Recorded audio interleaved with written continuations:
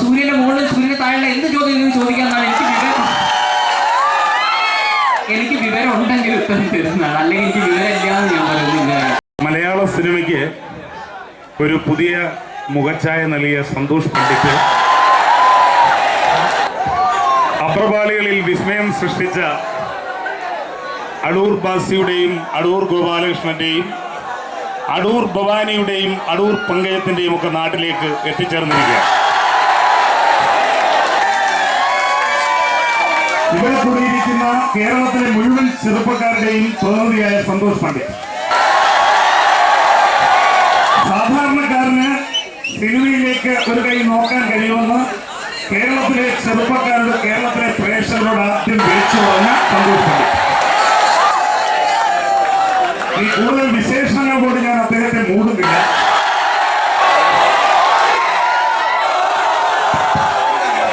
പ്രിയമുള്ളവരെ,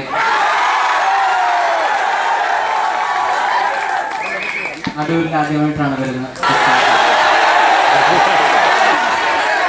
നിങ്ങളുടെ ആവേശവും സന്തോഷവും വളരെ സന്തോഷം തരുന്നു.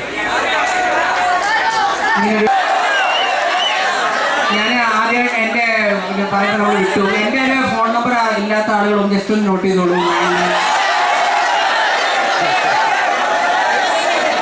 9947725911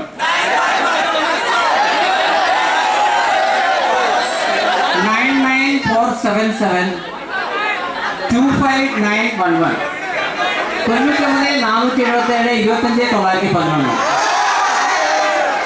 എപ്പോഴും ഈ ഫോണിലേക്ക് വിളിക്കുന്നവരുടെ ചെറിയൊരു റിസൾട്ടേക്ക് പറയാണ്. ഒരു ദിവസം പലപ്പോഴും 6000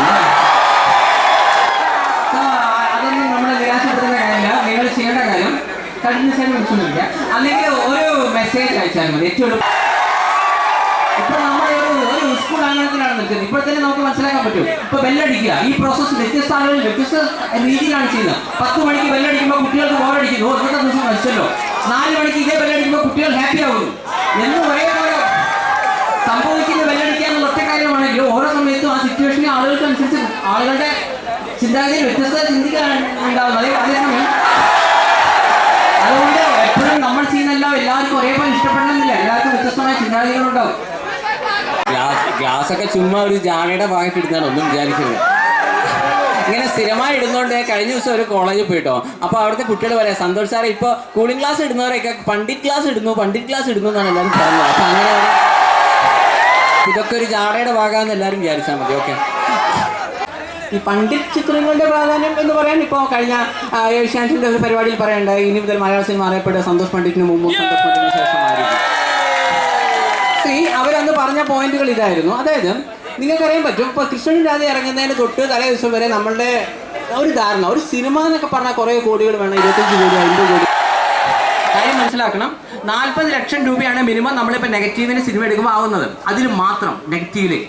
അതേസമയം നമ്മൾ ഡിജിറ്റലിലേക്ക് പോകുമ്പോൾ നിങ്ങൾക്ക് തന്നെ അറിയാൻ പറ്റും, മെമ്മറി കാർഡാണ് യൂസ് ചെയ്യുന്നത്. എത്ര ടേക്ക് എടുത്താൽ വലിയ പ്രശ്നമൊന്നുമില്ല, അത് അങ്ങനെ ജസ്റ്റ് ഡിലീറ്റ് ചെയ്താൽ വലിയ പ്രശ്നമൊന്നുമില്ല. ഇവിടെ 40 ലക്ഷം പോയിട്ട് 5 സെന്റ് ഒരു അവസ്ഥയിൽ വരുന്നില്ല. അതാണ് ആ ഡിജിറ്റൽ വൽക്കരിക്കുക എന്നുള്ളൊരു സംഭവമാണ്. അതിലൂടെ തന്നെ ഒരു 40 ലക്ഷം രൂപയുടെ ആവശ്യം വരുന്നു. പിന്നെ വേറൊരു സംഭവം വെച്ചാൽ സൂപ്പർ സ്റ്റാറുകൾ ഉണ്ടെങ്കിലേ വിജയിക്കൂ, അങ്ങനെ ഒരു ട്രെൻഡ് ഉണ്ടായിരുന്നു. ഞാൻ മനസ്സിലാക്കി വെച്ചാൽ നമുക്ക് വ്യത്യസ്തമായിട്ടുള്ള മാർക്കറ്റിംഗ് തന്ത്രങ്ങളും പുതുമയുള്ള അതാണ് എൻ്റെ ഒരു ശൈലി. ദാറ്റ് ഈസ്, ഇപ്പം രാവിലെ നമ്മൾ ഒരാൾ വരുന്നു, ആണായാലും പെണ്ണായാലും വൈകുന്നേരം വീട്ടിൽ തിരിച്ചു പോകണം. ആ ഒരു ശൈലി, ദാറ്റ് ഈസ് അനാവശ്യമായിട്ടുള്ള എക്സ്പെൻസ് മുഴുവൻ ഒഴിവാക്കുകയാണ്. വെറുതെ 5 സ്റ്റാർ ഹോട്ടലും മറ്റൊക്കെ ഒഴിവാക്കി എല്ലാം സാധാരണമായ രീതിയിൽ നമ്മുടെ വീട്ടിൽ നിന്ന് വന്ന് ഒരു ഗവൺമെൻറ് ജോലിയൊക്കെ ചെയ്യുന്ന പോലെ രാവിലെ വന്ന് വൈകുന്നേരം എല്ലാവരും തിരിച്ചു പോകുന്നു. ഇങ്ങനെയും ചിന്തിക്കാം. ഒരു ഇന്ത്യൻ ഇവർ പറഞ്ഞു വെച്ചാൽ ഞങ്ങൾക്ക് മാത്രമേ സിനിമയുള്ളൂ. ഞാൻ പറയട്ടെ, മലയാള സിനിമ എന്നുള്ള ആരുടെ തറവാട്ട് വകയില്ല എന്ന് പറയാൻ ഞാൻ ആഗ്രഹിക്കണം. ഇങ്ങനെ സിനിമ ചെയ്യാം. ഒരു സിനിമ നല്ല പങ്ക് സന്തോഷ് പണ്ഡിറ്റ് വഹിച്ചു. എന്താണ് ഒരു രീതിയിൽ ചെയ്തെന്ന് അനുഭവിച്ചിട്ടുള്ള അവഗണനയ്ക്ക് നേരെയുള്ള പ്രതികാരമാണോ സിനിമാ ലോകം? ഓക്കെ. ആളുടെ ചോദ്യം ക്ലിയർ ആണ്. ജിബു ജോസഫ് പെരിങ്ങനാടാണ് ചോദ്യം ചോദിച്ചിരിക്കുന്നത്. ആളുടെ ചോദ്യം ഇതാണ്, ഈ സൗന്ദര്യമില്ലാത്തത് അനുഭവിക്കുന്ന പ്രശ്നങ്ങൾ താങ്കൾ കുറച്ചുകൂടെ താങ്കളുടെ ഇന്റർവ്യൂസിലെല്ലാം ഭംഗിയായിട്ട് പറയുന്നത്. ഞാൻ നിങ്ങളെ ഓർമ്മിപ്പിക്കുകയാണ്, ഞാൻ എപ്പോഴും വെറുതെ എനിക്ക് തോന്നി, എൻ്റെ തൊട്ടവിടാതെ തോന്നിയ ഒരു കാര്യം ഞാൻ പറയാനല്ല. ഞാൻ എപ്പോഴും ആസ് പെർ റെക്കോർഡ്സ് ഇവിടെ മുന്നിലുള്ള തെളിവുകൾ എവിഡൻസ് വെച്ച് മാത്രമേ സംസാരിക്കുകയുള്ളൂ. ഞാൻ എൻ്റെ ഇവിടെ കഴിഞ്ഞുകൊണ്ടായിരിക്കാം ചിലപ്പോൾ. നിങ്ങൾ മനസ്സിലാക്കുക, മലയാള സിനിമയിൽ ഇന്നേ വരെ ആരൊക്കെ സൂപ്പർ സ്റ്റാറുകളായിട്ടുണ്ടോ അവരൊക്കെ സുന്ദരന്മാരാണെന്നുള്ള സത്യം നിങ്ങൾ മനസ്സിലാക്കുക. ഇവിടെ എപ്പോഴും സുന്ദരന്മാരെ മാത്രമേ സൂപ്പർ സ്റ്റാറുകളാക്കാറുള്ളൂ. അതേസമയം മലയാള സിനിമയിൽ സൗന്ദര്യം കുറഞ്ഞ ചില മനുഷ്യന്മാരൊക്കെ ഉണ്ട്. അതേസമയം അവരുടെ സിനിമ ഹിറ്റായിട്ടുണ്ട്. അതേസമയം ഞാൻ നിങ്ങളെ ഒരു കഴിഞ്ഞ 30 കൊല്ലത്തിനിടയിൽ സൗന്ദര്യം അത്യാവശ്യം കുറഞ്ഞ ചില മനുഷ്യന്മാരുടെ സിനിമ ഹിറ്റായി നിങ്ങൾക്ക് നോക്കാം. ഒന്ന്, ചിന്താവിശിഷ്ടയായ ശ്യാമള. അതിലെ നായകൻ എന്താണ്? ഒരു ഹീറോയിസും ഇല്ല. പേടിച്ച് വരച്ച് പെണ്ണിന്റെ പുറകെ നടക്കുന്നത്. വടക്ക് നോക്കിയല്ലോ, ആകെ ടോട്ടലി ഇൻഫീരിയോറിറ്റി കോംപ്ലക്സ് ഉള്ള നായകൻ. അല്ലെങ്കിൽ അതേപോലെ തന്നെ വാസുകി ലക്ഷ്മി. പിന്നെ ഞാൻ നായകന്റെ അവസ്ഥ എന്താണ്? വളരെ പരിതാപകരമായ സിറ്റുവേഷൻ. കൈമാടിക്കുട്ടൻ അല്ലെങ്കിൽ അറബിക്കഥ, ഈ സിനിമകളിലൊക്കെ ഈവൻ നായകന് സൗന്ദര്യം ഇല്ലെങ്കിൽ നായകന് യാതൊരു ഹീറോയിസും ഉണ്ടാവാറില്ല. കാരണം മറ്റൊരു ഭാഷയിൽ പറഞ്ഞാൽ ഒരുപാട് ഈ സൗന്ദര്യം കുറഞ്ഞ നായകന്മാരെ മലയാള സിനിമ അവതരിപ്പിച്ചു കഴിഞ്ഞാൽ ഒരു ഇൻഫീരിയോറിറ്റി കോംപ്ലക്സും അല്ലെങ്കിൽ അത്യാവശ്യം പൊട്ടനുമായിട്ടാണ് മലയാള സിനിമ അവതരിപ്പിക്കാറ്. എനിക്ക് ശരിക്കും കുറച്ചൊക്കെ എതിർപ്പുണ്ടാവേണ്ട ഒരു കാരണം ഇതാണ്. സാധാരണഗതിയിൽ എനിക്ക് എന്നെ ഒരു ഭാഗം ആളുകൾ ആക്സെപ്റ്റ് ചെയ്യുമായിരുന്നു. ഞാൻ ഈ രീതിയിൽ വരണമായിരുന്നു. അതായത് കുറെ ഇൻഫീരിയോറിറ്റി കോംപ്ലക്സിൽ ചെയ്യണമായിരുന്നു. ഞാൻ അത് ചെയ്യാതെ ഇവിടുത്തെ സാധാരണ സൂപ്പർ സ്റ്റാർ ഒരു സിനിമ ചെയ്താൽ എങ്ങനെയിരിക്കും അതുകൊണ്ടാണ്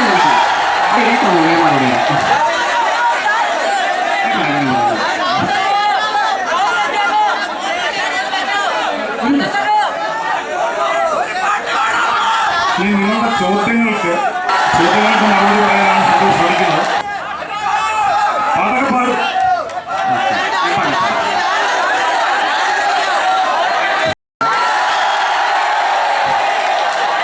ഞാനക്കാരനാണെന്ന് കരുതി മകന്റെ മുഖത്ത് തളർന്നുണ്ടാവില്ല. സംസ്കാരം, തറവാടിത്തം, ഉണ്ടായിരിക്കണം. അല്ലാതെ നാക്കുകൊണ്ട് കോവിട്ടവർ തിരഞ്ഞെടുക്കേണ്ടതല്ല. പക്ഷെ അമൃതെന്ന് പേരിട്ട് വിളിച്ചാൽ പക്ഷെ അമൃതാകില്ല. നടക്കാൻ പല വഴി, നശിക്കാൻ 100 വഴി, നേടാൻ ഒരു വഴി. അതാണ് ആദിത്യവർമ്മയുടെ വഴി. ആദിത്യവർമ്മ തടയുന്നൊന്നും ആദ്യം നൽകാനാവില്ല. ആദിത്യവർമ്മ നൽകുന്നൊന്നും ആദ്യം തടയാനാവില്ല. ഉഡായിപ്പ് കളിക്കല്ലേ, പണിപ്പാളും. ഇതാണ് എന്റെ മിനിമോളുടെ അച്ഛൻ എന്ന സിനിമയിൽ ഏറ്റവും ചെറിയ ഡയലോഗ്.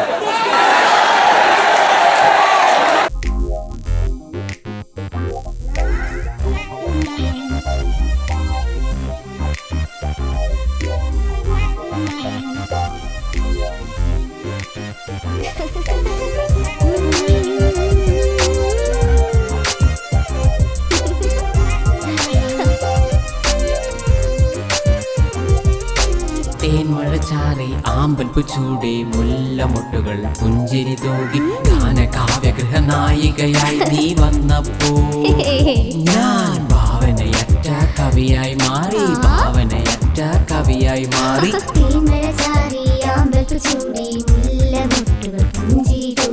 ഗാനകാവ്യഗൃഹ നായികയായി നീ വന്നപ്പോൾ ഞാൻ ഭാവനയറ്റ കവിയായി മാറി.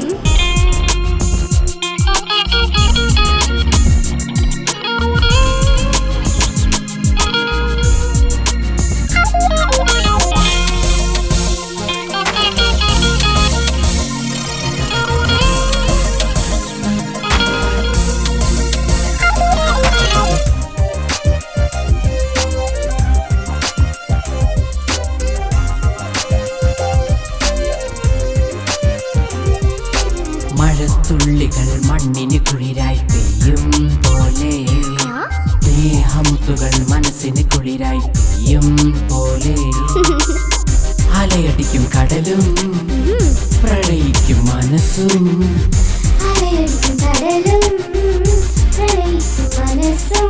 അകലുമ്പോൾ ഹൃദയത്തിൽ തീയായി പടരും, മനസ്സിന്റെ നൊമ്പരം തിരിച്ചറിയും.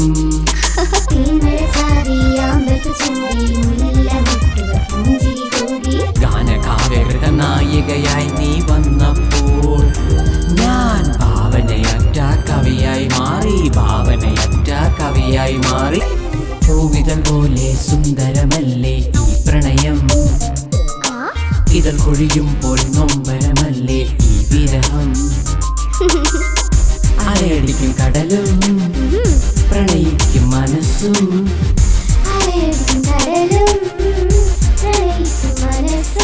നീലാവിൻ തീരത്തെ നിറദീപം കാണാൻ സ്നേഹത്തിൻ മാലാകെ നീ വരണം.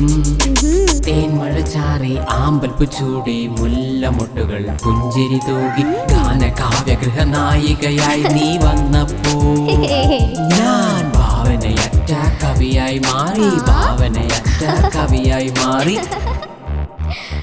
തേൻമഴ ചാറി ആമ്പൽപ്പു ചൂടി മുല്ലമൊട്ടുകൾ പുഞ്ചിരി തൂകി ഗാനകാവ്യഗൃഹ നായികയായി നീ വന്നപ്പോ